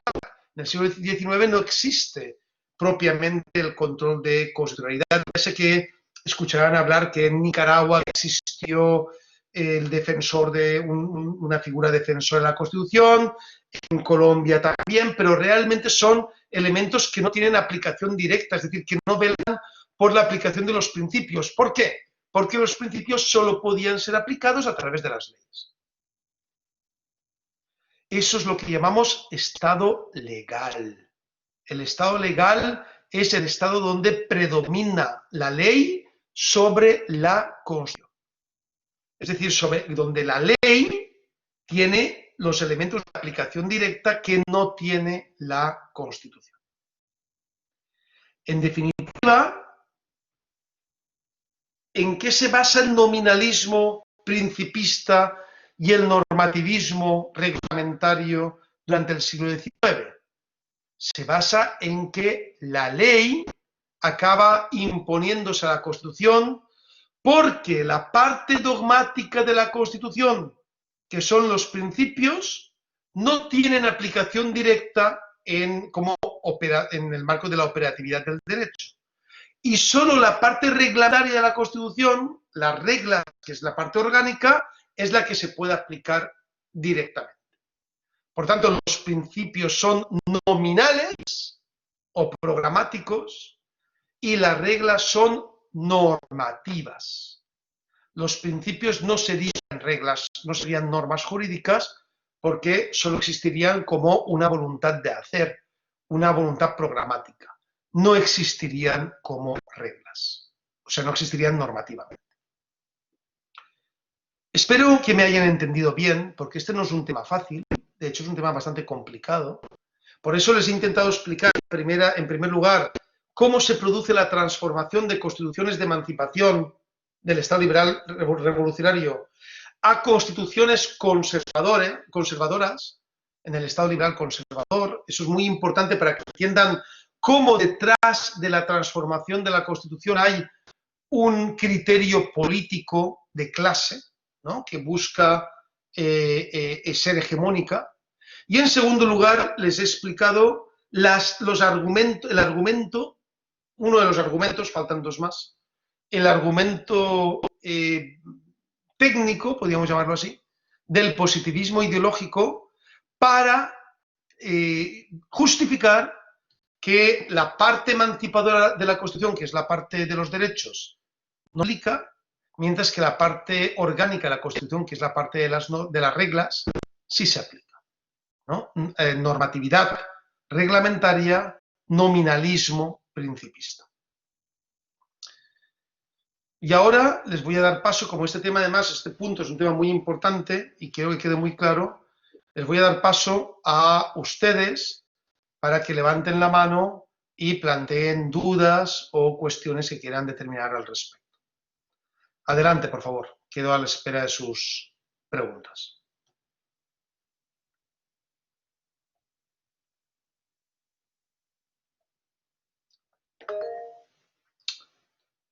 Señora Shirley. Shirley, por favor, adelante. Claro que sí. Doctor, buen día. Por favor, yo quiero que me explique un poquito más. Me ha quedado una duda cuando usted expone y dice que la ley se impone a la Constitución, cuando nosotros normalmente sabemos que las leyes tienen que adecuarse a la Constitución y toda ley que vaya en contra de la Constitución la consideramos inconstitucional. ¿Usted podría explicarme un poco más esta situación? Muchas gracias. Disculpe, Shirley, la parte final no lo he escuchado bien. Es decir, ¿por qué dice usted? A ver, ¿puede repetir la pregunta brevemente? Claro, estaba siguiéndolo en su exposición y usted dice, hace referencia cuando la ley se sobrepone a la Constitución, ¿no es cierto? Cuando estaba hablando de las reglas y de los principios. Yo quería que me explique un poco más esa situación, toda vez de que nosotros entendemos de que no puede haber una ley que no se adecue a la Constitución. No sé si le entendí mal. Ya, efectivamente, muy bien. Shirley, recuerde que estoy hablando de cómo se entendía la Constitución en el siglo XIX, no ahora. Entonces yo me estoy refiriendo a los argumentos del positivismo ideológico de hace 150 años para justificar que la ley es superior a la Constitución, el Estado legal. Hoy en día, en los Estados democráticos, esa idea está totalmente fuera de contexto. Esa es la gran diferencia entre el Estado legal del siglo XIX y el Estado constitucional actual. En la actualidad, el Estado constitucional implica que la Constitución es superior a cualquier ley, sea provenga de donde provenga de un departamento, provenga del nivel estatal, provenga del bloque de constitucionalidad. Es decir, la Constitución es superior a cualquier ley. Pero eso es lo que planteamos ahora y yo les iré enseñando durante estas clases cómo hemos llegado a esa posición. Pero para eso estoy explicando cuál era la posición que había 150 años en el marco del Estado liberal conservador. Por lo tanto, me estoy refiriendo a las constituciones nominales del siglo XIX. Para los positivistas ideológicos del siglo XIX, la ley era superior a la Constitución por la razón que les he explicado. Para nosotros ahora, por supuesto, esto sería una aberración. Nosotros ahora creemos que los principios son normativos y creemos que, por supuesto, que la Constitución, que es el fruto del poder constituyente y legitima al resto del poder constituido, es superior a cualquier ley. Espero haber solucionado su duda, estimada Shirley. Muchas gracias. ¿Más dudas? Muchas gracias. No, gracias a usted, señora, por la pregunta. Adelante, señor Franz, por favor. Adelante.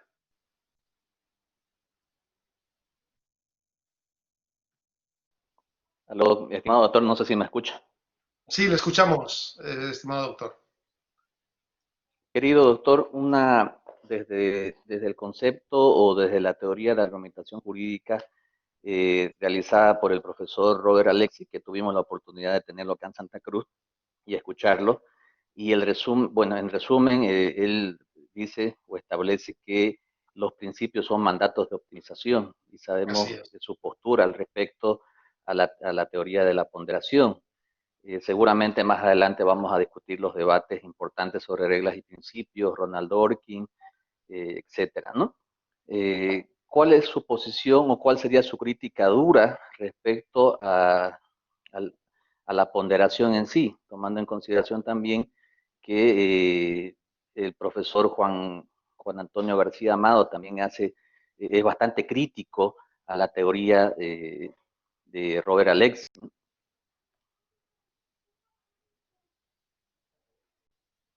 Muchas gracias, estimado doctor, por la pregunta. Efectivamente, y, vamos a hablar mucho de Alexi Ferrajoli el sábado de la semana que viene, entonces no me quiero adelantar mucho, pero sí lo voy a plantear efectivamente que soy un crítico no de la ponderación, porque ponderar siempre hemos ponderado.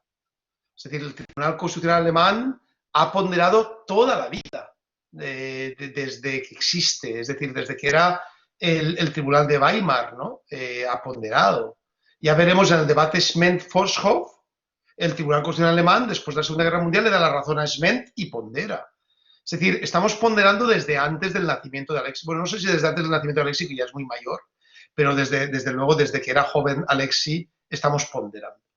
Lo que yo sí creo es en la crítica que hacen, o sea, lo que yo critico realmente es la crítica destructiva que hacen los principistas y que hace sobre todo el neoconstitucionalismo a la aplicación de las reglas.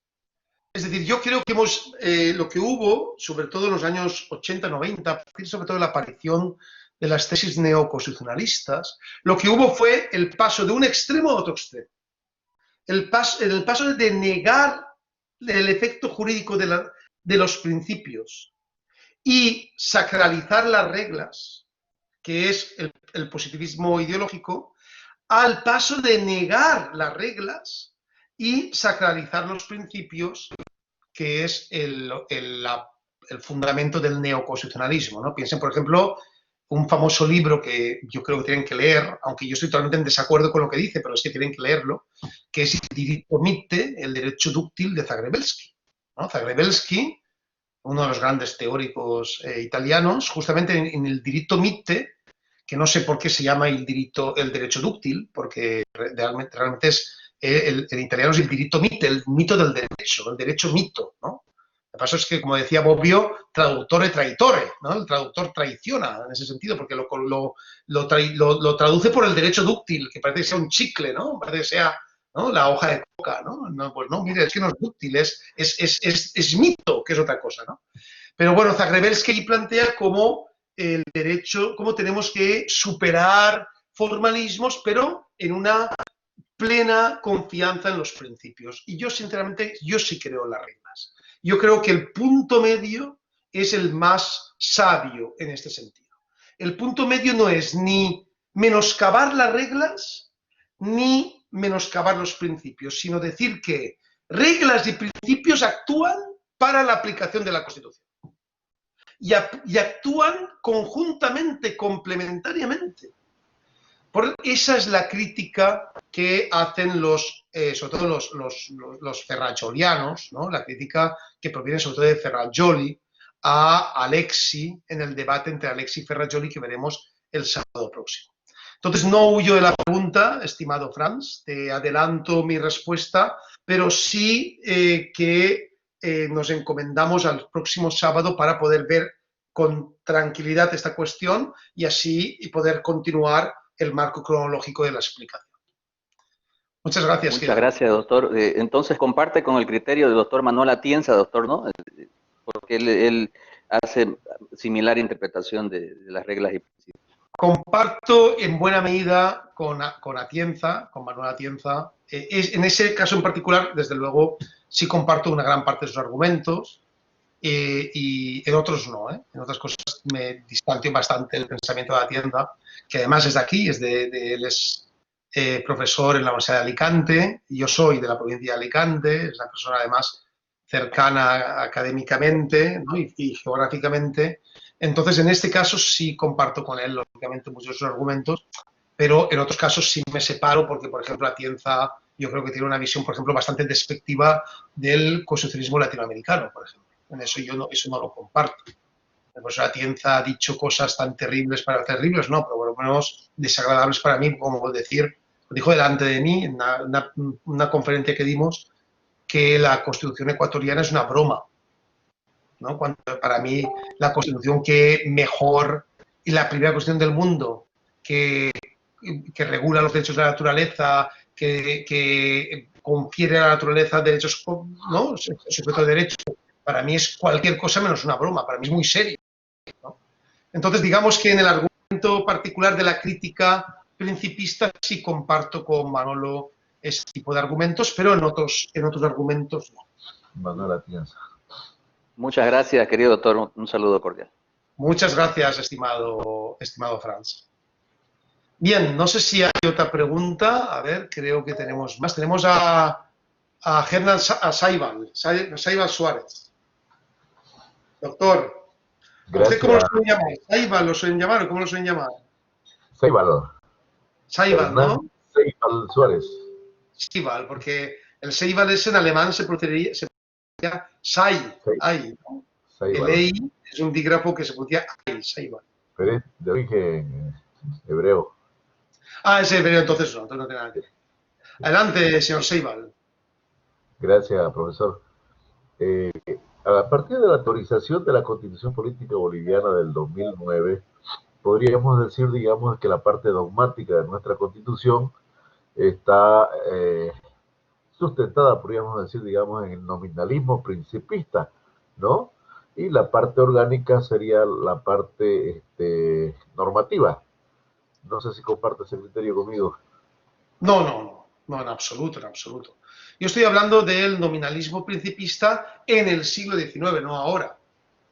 Es decir, ahora las constituciones principistas, nuestros principios son normativos. De hecho, muchas veces son mucho más normativos que las reglas. Es decir, cuando los jueces ahora aplican el derecho a la vida, aplican el derecho a la salud, aplican el derecho a la libertad, aunque no haya reglas, porque ahora estamos en el marco del Estado constitucional. Entonces se aplica la Constitución en su globalidad.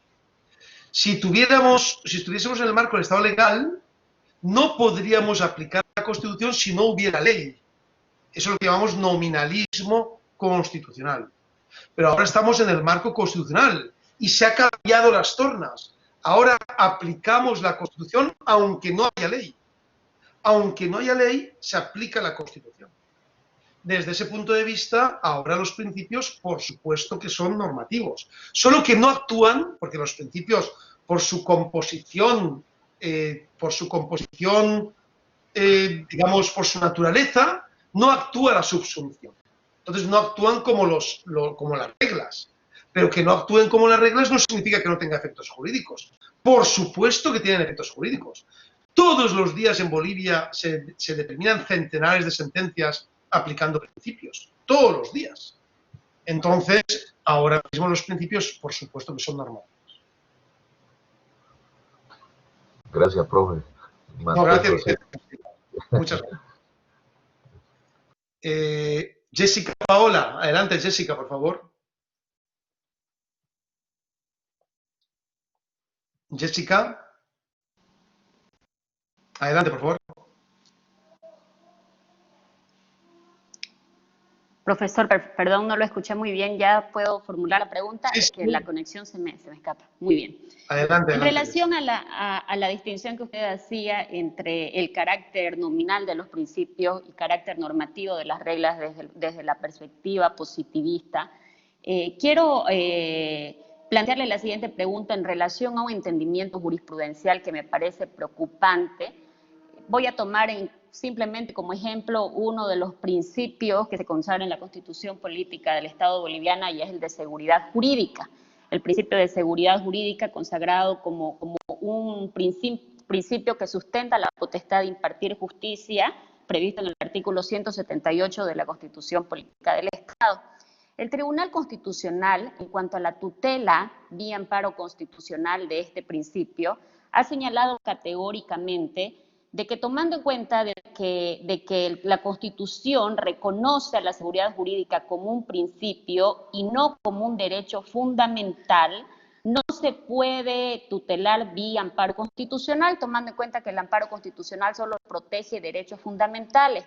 Mi pregunta es, ¿este entendimiento jurisprudencial menoscaba la concepción normativa de la Constitución y en particular de los principios. Y segundo, ¿cuál es la garantía de aplicación real efectiva del principio frente a esta distinción que hace el Tribunal Constitucional, una discriminación entre derecho fundamental y principio? Porque se supone que a todo derecho le debe corresponder una garantía, ¿no? Un mecanismo de reclamación ante el Estado para que no quede en una mera declaración que no se efectiviza en la realidad. Pero ¿qué sucede en relación a los principios, tomando en cuenta este precedente constitucional?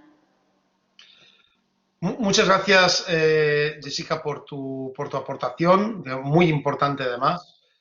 Yo creo que ahí el Tribunal Constitucional está confundiendo la estructura interna de las normas como principista o reglamentaria de los derechos como principios o reglas. Voy a intentar explicarlo, ¿no? Una norma puede tener una composición interna, o sea, una naturaleza principista o reglamentaria, y eso no tiene nada que ver con su determinación como derecho, sino que tiene que ver con su estructura interna principista o reglamentaria. Por ejemplo, si yo digo que todas las personas pueden votar las personas que tienen más de 18 años, es un principio. Y se podía decir, perdón, es una regla, y se podría decir, es una regla que determina un derecho. Sí, efectivamente, determina un derecho, pero la estructura interna es una regla, porque opera el principio de subsunción. Y si yo digo, por ejemplo, que uno de los principios fundamentales del Estado es, como dice el artículo 8 de la Constitución boliviana, el Capagñán, de ahí, del Capagñán, yo puedo obtener un derecho. Pero no significa que el Capagñán en sí sea un derecho, sino que lo que implica es que el Capagñán está consolidado, conformado como un principio. Por tanto, una cosa es la estructura interna de la norma. Si la estructura interna es, si la norma como opera, ¿no? Su estructura interna, el concepto clásico de estructura interna, si la norma como opera es como principio, como regla, y cosa diferente es si la norma ejerce un principio, ejerce un derecho o no. Son dos cosas diferentes. Entonces, yo puedo, esto lo explica muy bien Ferrajoli cuando habla de los derechos principios y de los derechos regla. Hay derechos determinados como reglas. Cuando yo digo que está prohibida la pena de muerte, es un derecho a la vida que yo tengo que está determinado en la prohibición de la pena de muerte. Por tanto, es un derecho a la vida cuya estructura interna es reglamentaria, no es principista. Entonces, por esa razón, yo creo que la confusión entre derechos y principios, que es una confusión que lo cierto es que lleva mucho tiempo operando, eso es verdad, lleva mucho tiempo operando, pero es una confusión que tenemos que ir con mucho cuidado porque nos puede llevar a confusiones como la que me comentas ahora mismo, estimada Jessica, que creo que tienen que ver con la necesidad de profundizar más teóricamente en el marco de algunas sentencias del Tribunal Constitucional, no es en particular, sino de todos los tribunales constitucionales. Es decir, todos los tribunales constitucionales tienen que estar permanentemente profundizando teóricamente para poder argumentar bien sus sentencias. Gracias, doctor. Muchas gracias, querida amiga. Bien, no hay más preguntas. Bueno, perfecto. Adelante, Mauricio. Manuel Mauricio, por favor, adelante. Muy buenos días, doctor. Buenos días, Manuel. Una consulta. Usted muy bien explica cuál es la diferencia de la consideración jurídica para su aplicabilidad de los principios en el Estado legal y ahora en el Estado constitucional. Es decir, usted dice que en el Estado constitucional los principios vendrían a aplicarse de manera directa. Pero aquí vendría la pregunta.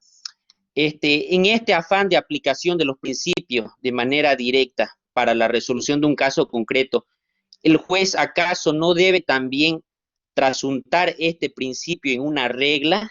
Porque el principio como tal no tendría mucha funcionalidad para resolver el caso concreto.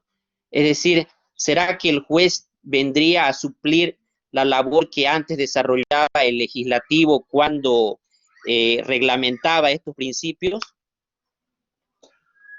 Acepté mi pregunta. Muy bien, muchas gracias, Manuel Mauricio. Qué pregunta más interesante, porque además es la base de la crítica que le hace Guastini a la ponderación. Justamente lo que tú has dicho, seguramente Guastini lo diría punto por punto, ¿no? Al final la aplicación del derecho se hace con reglas, no se hace con principios, ¿no?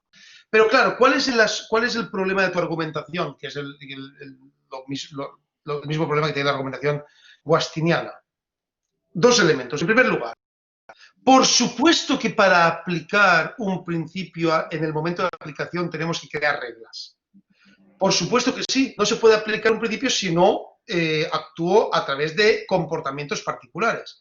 Por ejemplo, si yo reconozco el derecho a la vida de las personas, si ese derecho a la vida se tiene que transformar en comportamientos particulares, que sea que una persona se le proporcionen los medicamentos para poder combatir su enfermedad, o que una persona tenga una cama de hospital y un médico que la atienda. Entonces, al final son comportamientos particulares. Por tanto, son reglas, ¿no? Son comportamientos particulares. Pero lo cierto es que la argumentación de cuando los principios se convierten en reglas es en el momento de la definición del caso concreto.